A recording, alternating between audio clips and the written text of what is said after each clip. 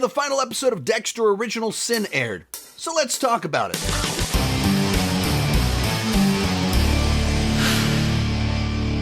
Hi, my name is Sean, and I love to talk about movies and TV way too much. With that in mind, go ahead and join me down below in the comment section. What did you think about Dexter Original Sin? Give me that point of reference. What are your feelings about the show in general? Are you new to the world of Dexter? Are you a longtime fan? Are you someone that was deeply disappointed by our previous two finales for Dexter? Let me know all of that fun stuff. This will be a spoiler review, so feel free to spoil away down below in the comments. No need for a spoiler warning. Now, I started watching Dexter back 15 years ago in 2010 after season 4 aired. Everyone was talking about it, so I started from the beginning.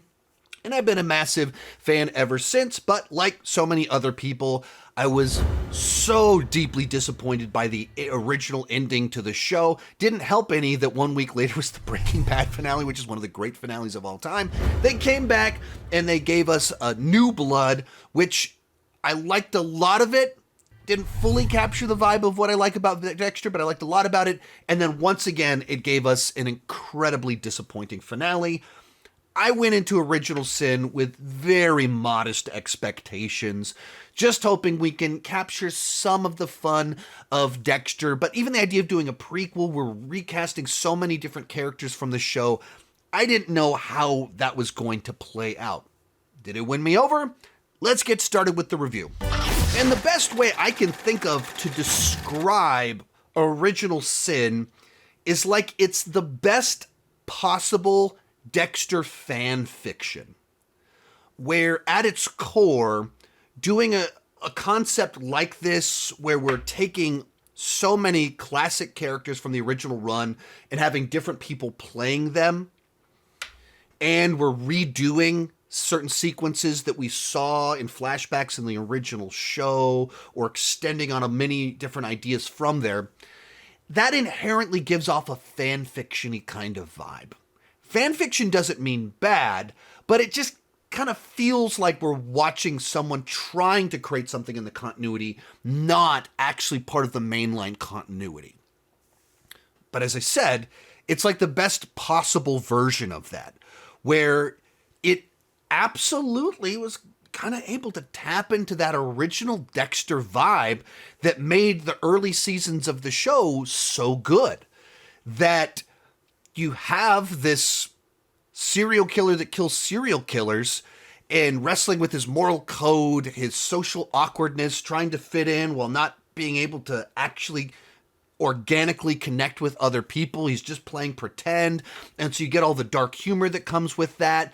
Such a big part of the early seasons of Dexter were those flashbacks with James Remar and the coaching and the mentoring going on there.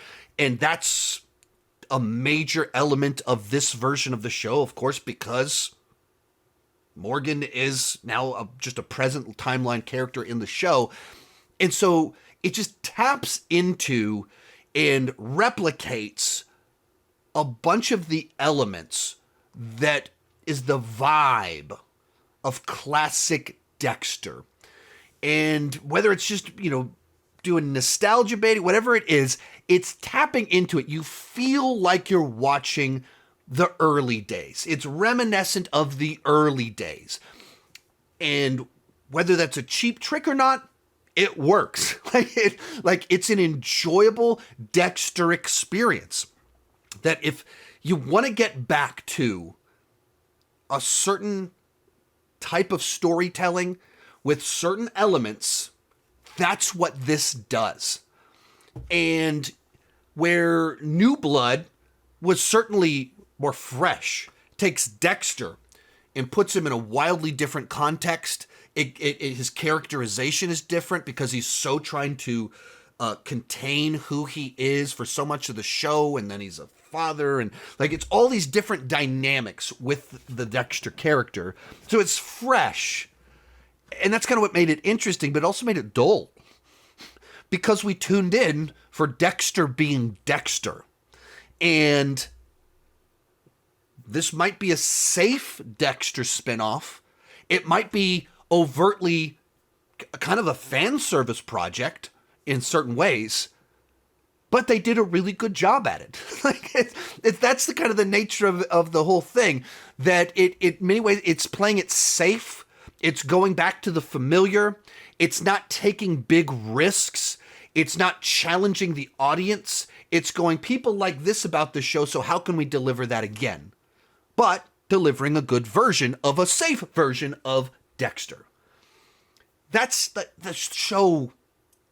It's simply put, in my mind, a very safe thing delivering what fans like. Thus, it feels like fan fiction because it's recast. If it wasn't recast, it would just feel like well, you couldn't do a prequel without recasting it, but like if you did a very safe continuation, except it's recast, thus, that's what so much fan fiction looks like and feels like. Diving into the specifics of it, of course, you have to talk about our lead actor here and the Dexter characterization. And I'm not familiar with the actor outside of this show. And I think he pretty well does like a pitch perfect young Dexter. Like that's like he really kind of gets the mannerisms, the speech, the cadence, the awkwardness. But because he's so young and so young looking, it gives Dexter such a different vibe and energy. Like a 35-year-old man who's well established into being this secret serial killer gives off the creep vibes that Doak's always picked up on. And with a young person, he just feels like this awkward guy. And he comes off so naive, so innocent, while being a killer. And other thing, especially when you get through what they do with the finale in particular, that he's given a choice: hunt down the killer primarily or save the kid. And he saves the kid very quickly. And this whole thing was like, I got to save that kid. They make this to be like the most heroic Dexter that we've had. I don't know if that's a good thing or a bad thing. I don't know if we're sanding off a few too many rough edges, if we're sanitizing Dexter, that he truly is this noble character, that his demon, his dark passenger, is actually his superpower, that he can save people through. Like, are we doing that? Are we putting a serial killer too much on a pedestal by making him too much viral? I don't, probably. But does it have its own satisfying elements when you have Dexter making his dad proud? And when you're a show that's so much about a father-son relationship with a deeply flawed father that's kind of terrified of his son that he loves, but he knows there's this demon right here that it can go really bad if he screws this up. And so he's trying to, what do we do with this? And you get to the end of it and he's like proud of his son for being a killer. There's something to that kind of works, and it's like, oh, he made his dad proud. He did it. He did it. And his dad was so nervous this whole time, and he did it. He made him proud, and he saved the day. I don't know. Is that the best direction to go with Dexter, to make him that heroic? I don't know, but I think it worked, and I think the performance here makes you buy into it. Like he is creepy and awkward. Maybe that's whether he might be missing a little bit of the menace that, like, even in our classic image, like this is like the most menacing that he looks when he's trying to mirror the Michael C. Hall look. But Michael C. Hall, and maybe that's just the little ways that he's just that much. Of course, he's the iconic one here, but he could be this very goofy guy and just change his face a little bit, and you see the monster. Just by moving his face, you could see the monster. And I don't think we see quite enough of the monster. That would be my one criticism. Like I like that there's a lot of naivety in there, but I don't think there was enough times where he was actually terrifying that you realized this guy is an actual serial killer. Like that's not cute. It's not fun. He's not actually a superhero. He's a crazy killer. And I don't think if he can find that, like that, just that intensity that just Michael C. Hall could just switch. He could go from goofy, and then he could, when Doak starts messing with him, he could like shift from the character to the killer in frame. And I didn't feel that during this season quite yet. That's the one thing I would say. Other big one you have to talk about is Christian Slater's Morgan. And this was the hardest casting for me. because I like Christian Slater, and I'm of the age that Robin Hood, Prince of Thieves was a formative movie for me, and if you don't know, Christian Slater is very prominent in that film. So I've liked Christian Slater for 30 years, and so him joining in the show, I'm only rooting for him. But James Remar was such a pivotal piece, such like a iconic piece of the original show, and has a specific cadence, a specific vibe that he gives off. And Christian Slater is not James Remar. And that's not good or bad. That's not even a comparison. That's not even a quality comparison. But they're different. And so you're watching it, and it's tough to imagine them being the same person. He feels too different. Maybe some of the other ones in here, they feel a little bit too much like we're doing an impression, hence the fan film comparisons I keep making. But this one is the one that feels it's too different. That it's tough for me to view this as just a different version because it's Christian Slater. And I've seen so much James Remar and I've seen so much Christian Slater, and they're not the same person. And they're so different. So that one I always struggle with because it's not even, he's not doing anything wrong. It's not a bad performance. It's not contradictory or anything like that. But I can't get past the fact that I'm looking at Christian Slater and not James Remar. I think most of the other people, I think maybe it always struck me from the trailers on, like, really this many of the people were there over 10 years before the show started, where everyone was still working here, and it gets a little bit of, we're in impression mode on some of these ones. I wasn't crazy about that. That's the stuff that really makes it feel like a fan film, big budget fan film, is when everyone happened to be here and they're the same personality. They're just younger. They dress the same, but and I wasn't crazy about that. But also they fit into the universe well enough. There's a lot of nailed the Masuka laugh and stuff like that, and certain mannerisms and things like that worked well enough.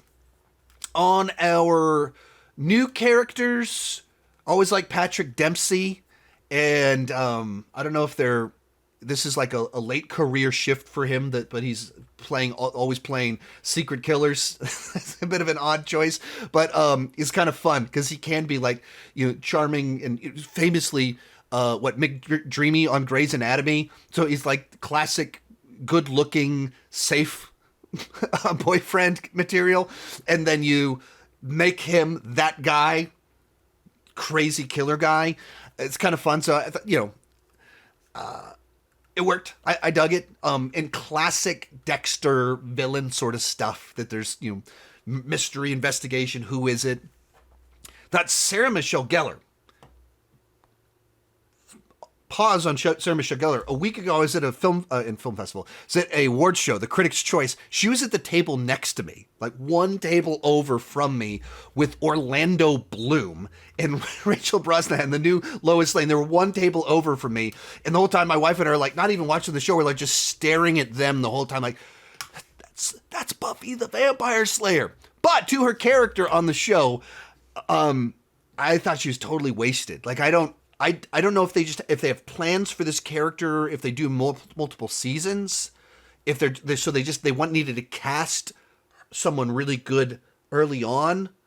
But if this is all they have planned for the character, I don't understand.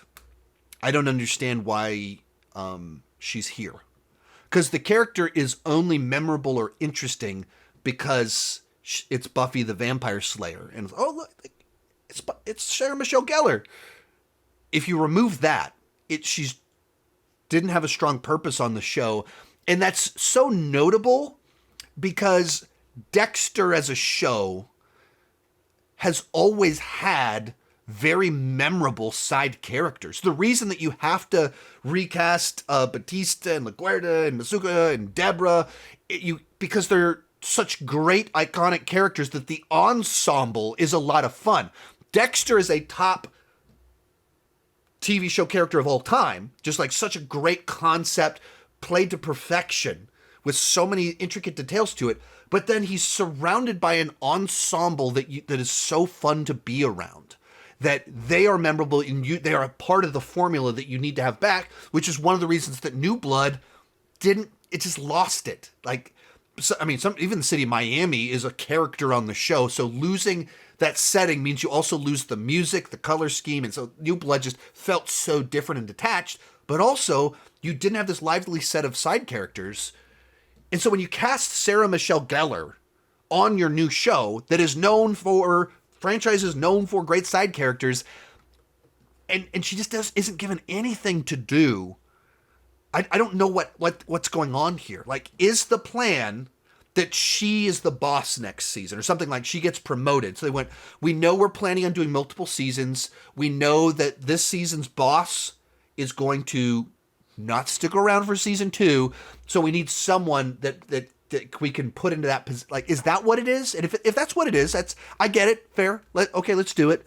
But as for this season, extraordinarily disappointed at how underutilized Sarah Michelle Gellar was on a show so well known for allowing all these side characters to have standout moments and a really important function on the show and iconic thing. Like Masuka's laugh, like, is so important to the show, and his inappropriate sense of humor that it's just like a nice little spice on the show. And then our romantic Batista is like this guy over here that is just a good guy that wants to be a friend, and like that they're all an important dynamic to the show. And then you have Buffy, and it's kind of there. Like, that was disappointing. Other things on here, just playing out the backstory of Morgan's relationship with Moser, Dexter's mom, really, when you see it play out, puts Morgan in such a different light. Where did this just cut out? Oh, I think I opened this up, and I was just fiddling around and just grabbed it, and it messed up my visuals on here. Here we go.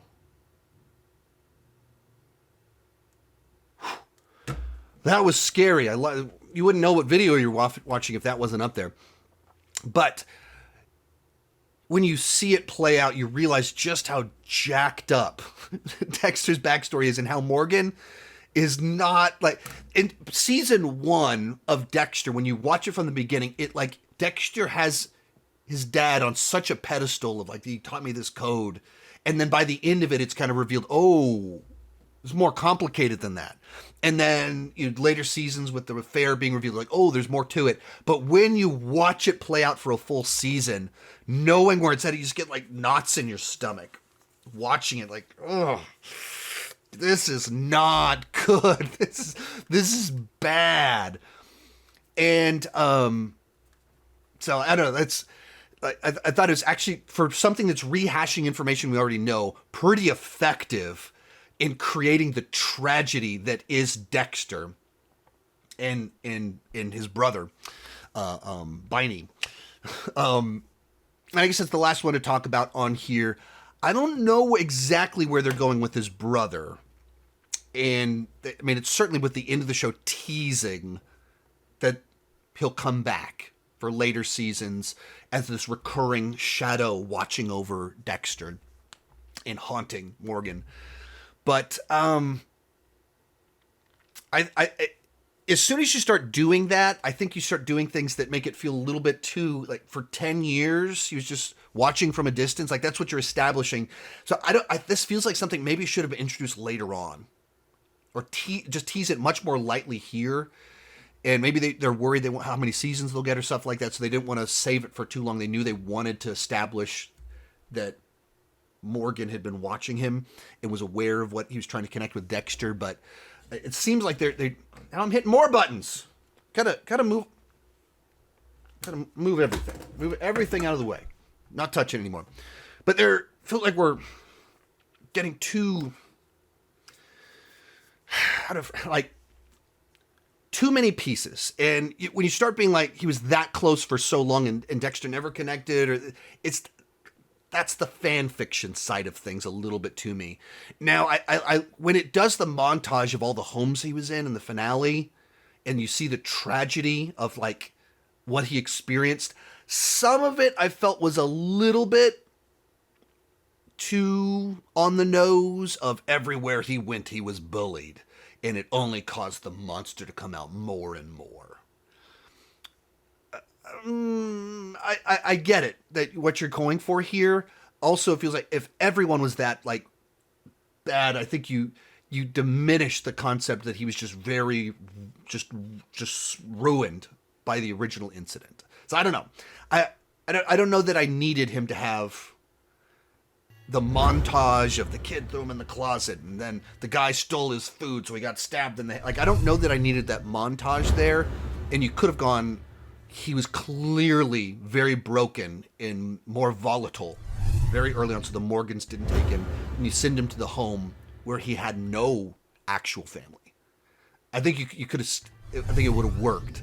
Maybe nitpicking a little bit there, but felt like maybe we're getting a little too heavy-handed. But overall, like I said, it's like a really enjoyable Dexter experience. Like fan film is a criticism in a sense, but also fan films aren't bad things. Like, it's perfectly fine for them to exist, and they can be very great experiences for the fans. This just happens to be one that has a big, gigantic budget, and it is official canon.